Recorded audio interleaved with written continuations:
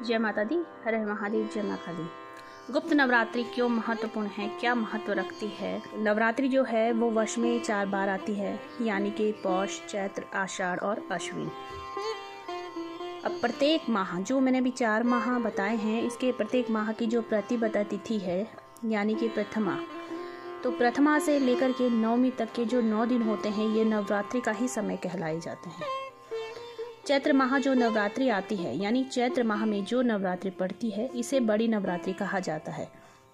अश्विन माह में जो नवरात्रि आती है इसे छोटी नवरात्रि कहा जाता है। इसे हम ऐसे भी समझ सकते हैं कि जो बड़ी नवरात्रि है उसे वसंत नवरात्रि कहा जाता है और जो छोटी नवरात्रि है उसे शारदीय नवरात्रि कहा जाता है। इन दिनों उत्सव जैसा माहौल रहता है, लोग गरबा नृत्य करते हैं और त्योहार मनाते हैं, कन्या पूजन करते हैं, कन्याओं को भोजन करवाते हैं। अब बाकी की जो बची 2 नवरात्रि वो है आषाढ़ और अश्विन माह की, और इन्हें गुप्त नवरात्रि कहा जाता है। ये नवरात्रि जो है ये साधनाओं के लिए ज़्यादा महत्वपूर्ण है, साधनाओं को लेकर के बहुत प्रचलित है। इन सभी नवरात्रियों में माँ दुर्गा की उपासना होती है, यानी माँ दुर्गा की जो स्वरूप है चारों ही नवरात्रि में उन्हीं की उपासना की जाती है। अब जो 2 प्रत्यक्ष नवरात्रि हैं उनमें 9 स्वरूप की पूजा की जाती है माँ दुर्गा के, और जो गुप्त नवरात्रि है उसमें माँ दुर्गा के 10 महाविद्या की पूजा की जाती है, यानी माँ के 10 स्वरूपों की पूजा की जाती है।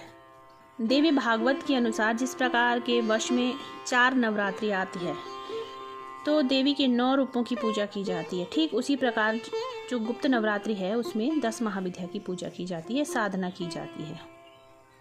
और ये जो गुप्त नवरात्रि है इसमें तांत्रिक क्रिया, शक्ति, साधना, महाकाल, इनसे संबंधित जो व्यक्ति हैं, यानी जो इनसे संबंध रखते हैं, यानी तंत्र से, शक्ति से, साधना से और महाकाल से, उनके लिए ये नवरात्रि तो बहुत ही महत्वपूर्ण होती है। इस दौरान देवी भगवती के साधक कड़े नियमों का पालन करते हैं, व्रत रखते हैं, साधना करते हैं। एक तरीके से देखा जाए तो तपस्या है। ये 9 दिन जो है ये बहुत तपस्या के दिन होते हैं। इसी दौरान लोग लंबी लंबी साधनाएं भी उठा लेते हैं जिनसे कि उन्हें दुर्लभ शक्तियां प्राप्त हो सकती हैं, और वो प्रयास भी करते हैं उन दुर्लभ शक्तियों को प्राप्त करने का। लेकिन ये जो साधनाएं उठाई जाती हैं ये गुप्त नवरात्रि से शुरू हो करके ये किसी किसी की साधना 2 से 3 माह, 5 माह, 7 माह तक भी चलती है। जिस प्रकार का कोई साधक होगा उस प्रकार की उसकी साधनाएं भी होती हैं। गुप्त नवरात्रि की 10 महाविद्याएं हैं, वो कौन कौन सी हैं ये जान लेते हैं।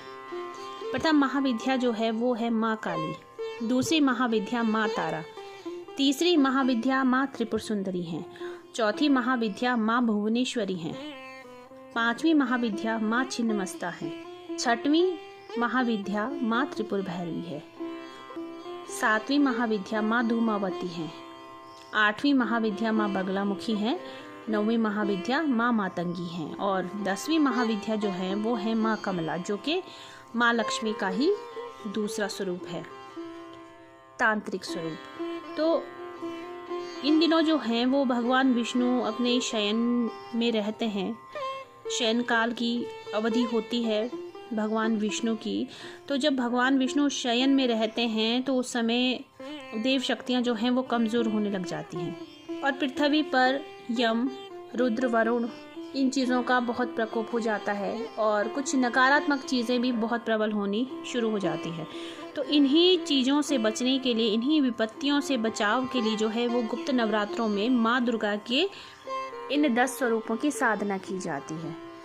तो गुप्त नवरात्रि जो हैं, कई लोग तो व्रत रखते हैं, कई लोग केवल साधना करते हैं, व्रत नहीं रखते हैं। लेकिन आप व्रत रखें न रखें, लेकिन आपके जो नियम होते हैं वो उसी प्रकार से होते हैं जैसे कि एक व्रती के नियम होते हैं हर प्रकार के, यानी कि ब्रह्मचर्य का पालन करना, ज़मीन पर सोना, अपने आचार विचार व्यवहार में शालीनता रखना, सात्विकता रखना, एकांत में रहना, और अपने मन, वचन, वाणी से बिल्कुल शुद्ध रहना, खान पान में बिल्कुल परहेज़ रखना, सात्विक भोजन, ये सारी चीज़ें जो नियम हैं ये सभी को फॉलो करने होते हैं।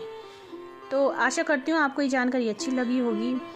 चैनल में पहली बार हैं, चैनल को सब्सक्राइब कीजिए, शेयर कीजिए और अगर जानकारी अच्छी लगी है तो लाइक भी कर दीजिए। और माँ भगवती का दूसरा चैनल जो है नवदुर्गा विश्वेश्वरी कृपा, उससे भी जुड़िए।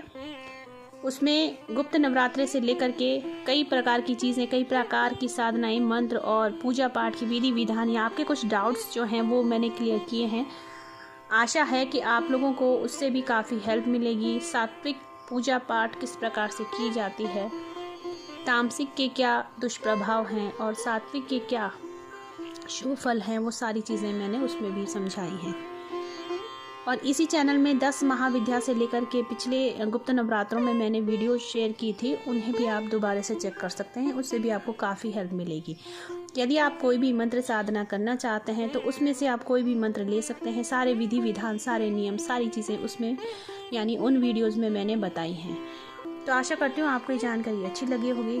माँ भगवती की कृपा सदैव आप सब पर बनी रहे। जय माता दी, हर हर महादेव, जय माँ काली।